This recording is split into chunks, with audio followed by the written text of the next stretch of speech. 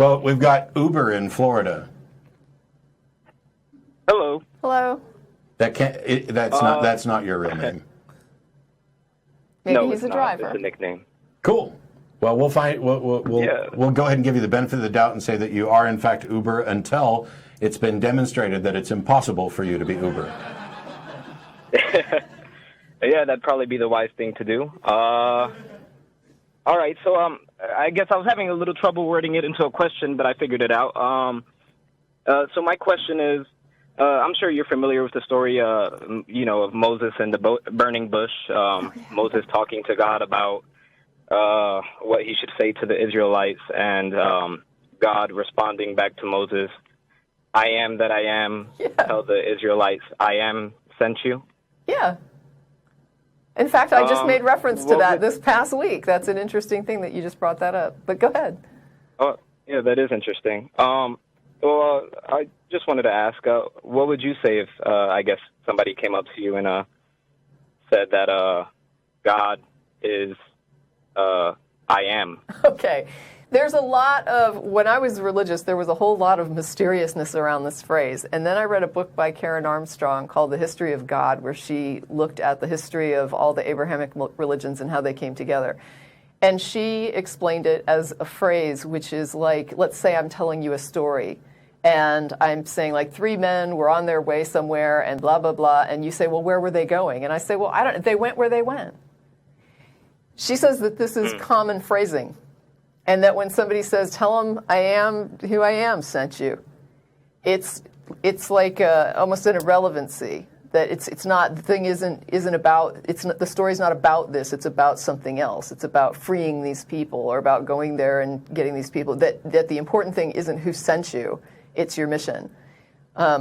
Now, whether or not that's correct, I don't know. But it was certainly an interesting way of looking at it that I hadn't heard or considered before, even though I was very familiar with the phrasing of they went where they went, or I don't know what they had for dinner, they ate what they ate, And yeah, I definitely am familiar with that kind of a phrase or a statement, and she's saying that it's like a common folkloric commentary in the Abrahamic religious tradition. I have no idea, I didn't... But even if it's incorrect...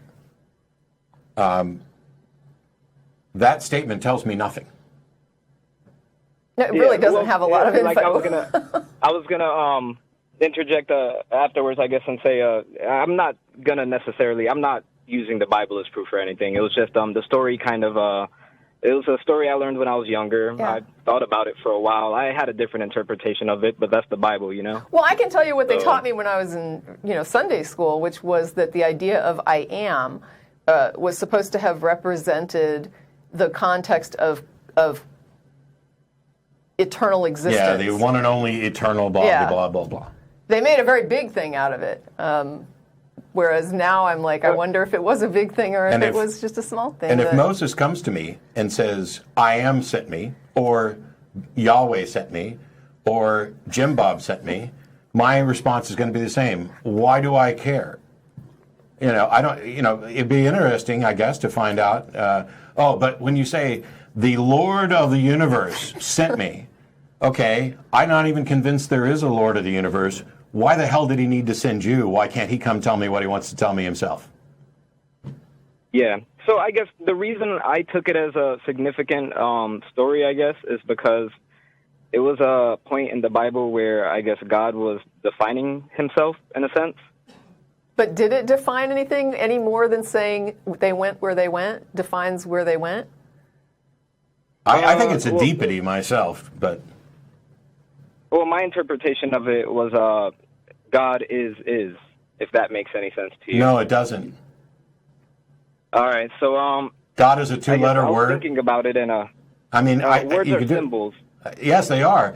And is would be, well, we don't want to get into the Bill Clinton speak of what, it depends on what is.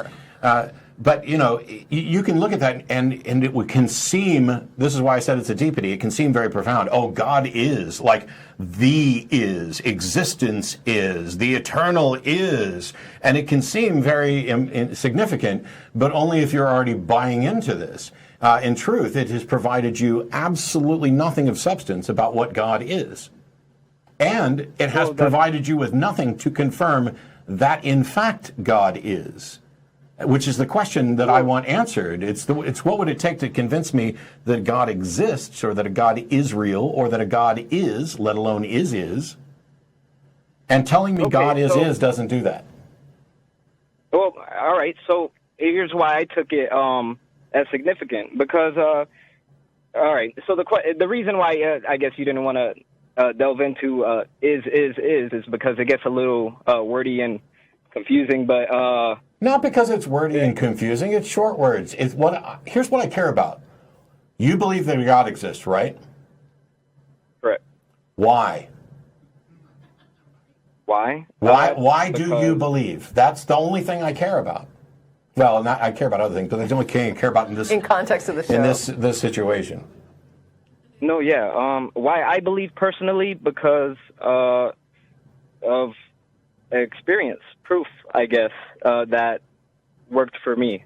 I guess I wasn't always a Christian. I was raised Christian.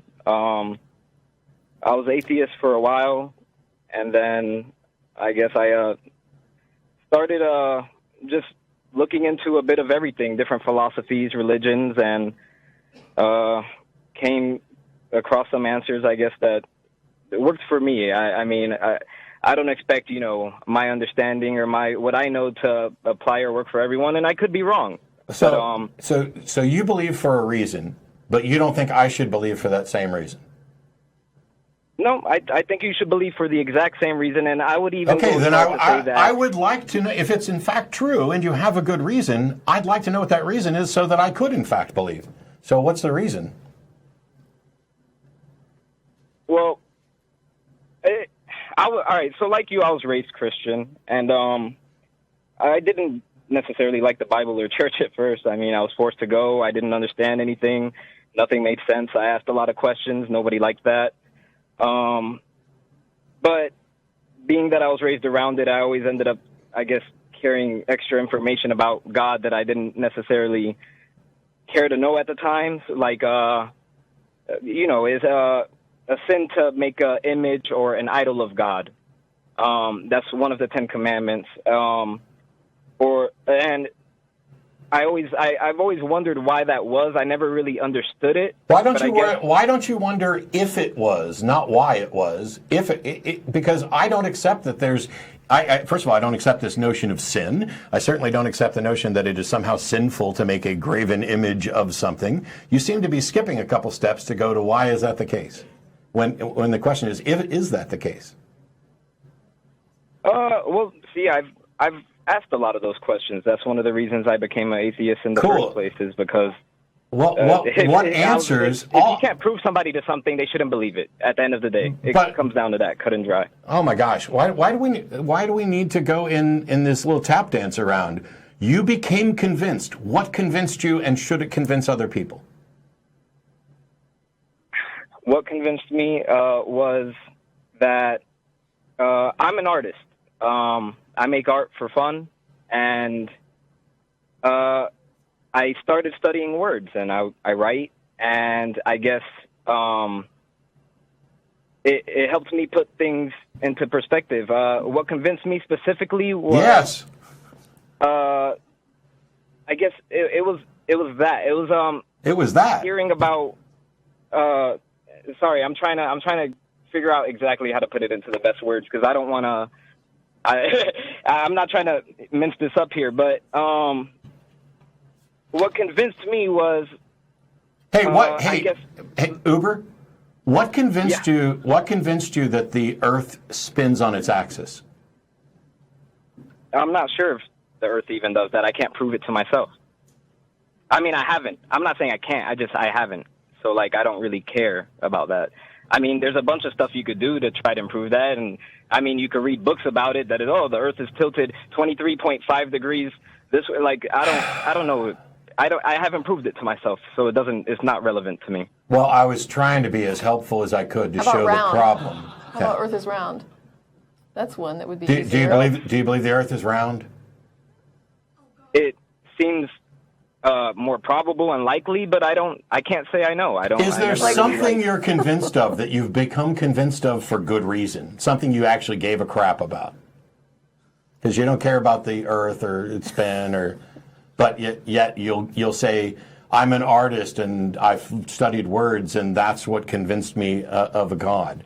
Isn't the idea that the earth spins on its axis not only something that we can trivially demonstrate now, we have much better information and evidence to support this, isn't that a much more trivial claim than that there is an all-knowing, all-powerful, extant agent that exists independent of space and time and cares who you sleep with and doesn't want you to make graven images? And yet you became convinced of that one and you don't seem to give a rat's ass about the earth spinning. It's not that I don't give a rat's ass about the earth spinning. It's just that at the end of the day, unless I observe something for myself, I can't prove it to myself. Wow. And you've observed this God? So tell us about when you observed God. Well, no, that's the thing. You can't directly observe or you just God. said That Uber, you just said that if you can't observe it, you can't believe it. And yet you believe God and believe that God exists. So, and now you're saying, when I ask you when you observe God, now you're saying you can't. So do you not see that you just placed yourself in direct contradiction with yourself? Yeah, you were very hesitant to express belief in things like the earth spins on its axis and the earth is round, but you're very okay expressing a belief in God. And when asked about these questions of physical earth sciences, the response is, since I can't observe it, I feel uncomfortable saying, I'm committed to believing it. And yet you're saying you can't observe God, but you seem to feel comfortable saying that you're committed to believing it. Do you understand the problem that we're seeing? I understand, but what I mean is you can't observe God with your senses. You can experience God, but you can't observe God. Okay, wait, we're getting somewhere. Physical senses. When you experience God, what is that for you? Like explain that experience to us. All right. One of the times I guess I had the experience, this probably won't be too shocking. I tried shrooms. And I felt well on shrooms. So let me ask you this. Do you think that a brain that is chemically altered by a psychedelic substance is more likely to get you to an accurate understanding of reality or an inaccurate understanding of reality? I think we're made out of chemicals, so how'd you know that? Any understanding we have is going to be based on the chemical reactions going on in our body anyways. Did you observe those chemicals?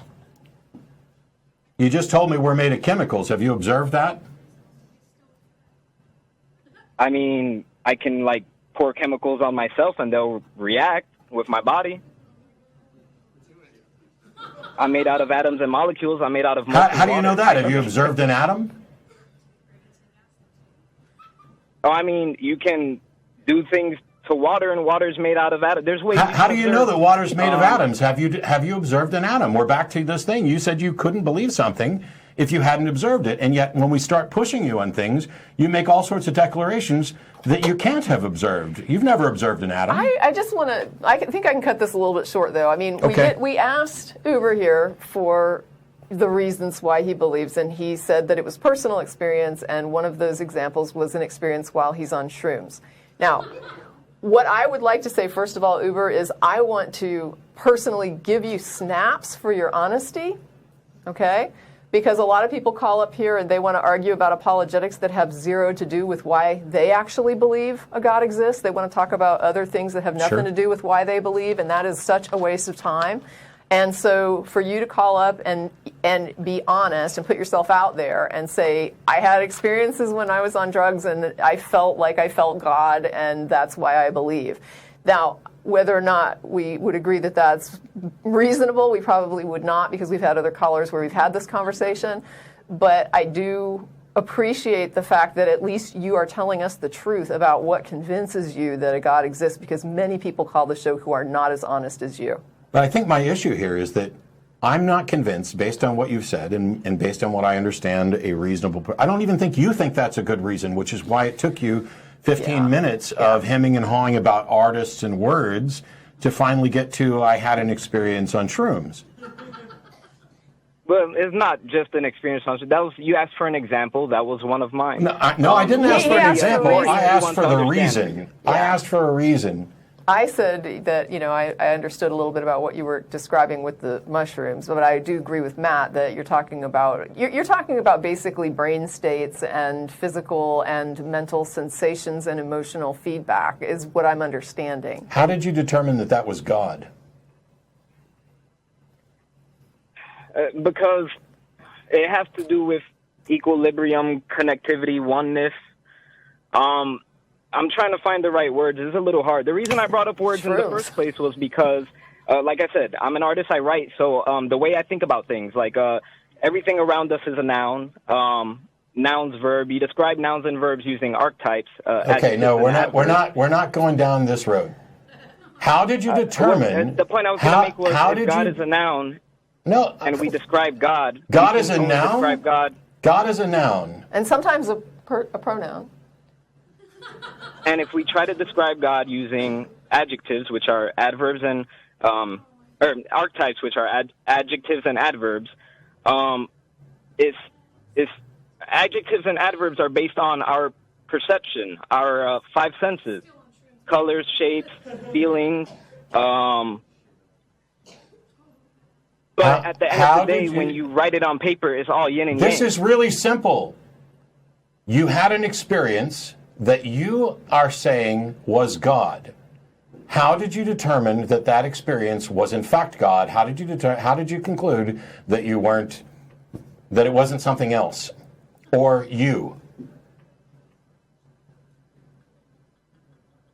If I take shrooms and have an experience and tell you that now I believe in a different God from you, how do we tell which one of us is right or if either of us are?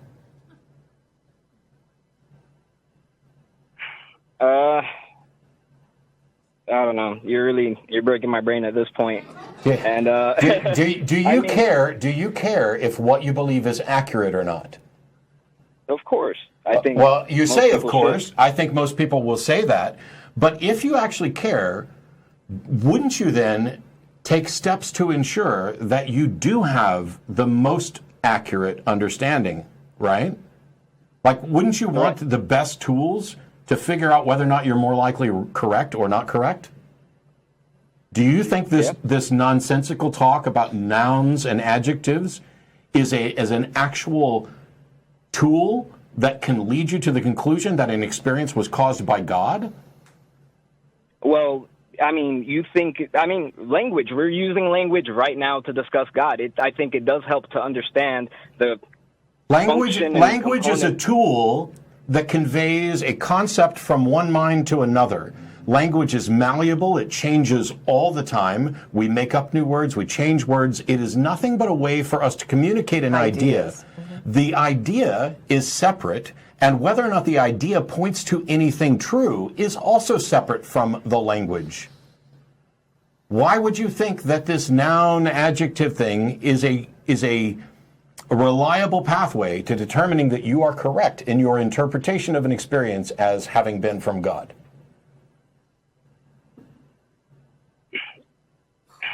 What I'm saying is it helped me, I guess what I'm saying is it helped me comprehend or understand things better. I'm not saying that you have to understand you know what helped me comprehend and understand things better? An understanding of skepticism and critical thinking and logic and science.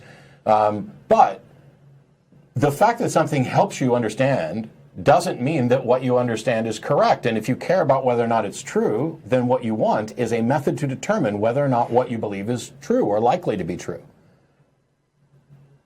So what you're saying is you care whether or not things are true or untrue, correct? Yes. Correct.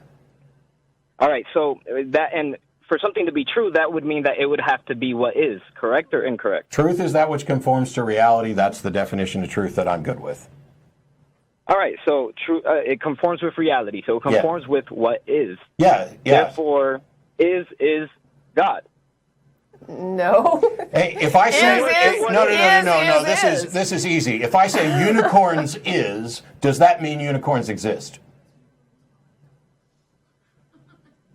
Well, no, because it doesn't conform with reality. Right. And so if you say Jehovah is or Xenu is, does that mean that either of those actually conform to reality? or comport with reality? It would depend on what those things are. What is? Well, all right. Here's Yes. Yeah, How what do is- you find out what they are? Well, no, all right. So at the end of the day, it goes back to what I guess my definition of God is. No, And at the my end of the day, it definition of does God- not. I guess I am curious because you were talking in terms of the Ten Commandments and carving images and things. So I think Yeah. the assumption was that you were going with a biblical God. Is that not correct?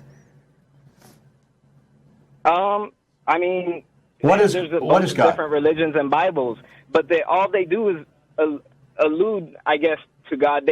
I mean, even if they make an image of God, is usually like for instance, in Hinduism, there's the creator, the preserver, and the destroyer. We're not going to Like, we're not going to play multiple religions. What do you believe God is? And if you say is, I hang up. I believe God is power in a sense. I don't believe somebody would worship God if God had nothing to do with power. I If have God a power didn't have company. anything to Does do with that- power? It wouldn't make sense to people. You haven't given a sufficient Yeah.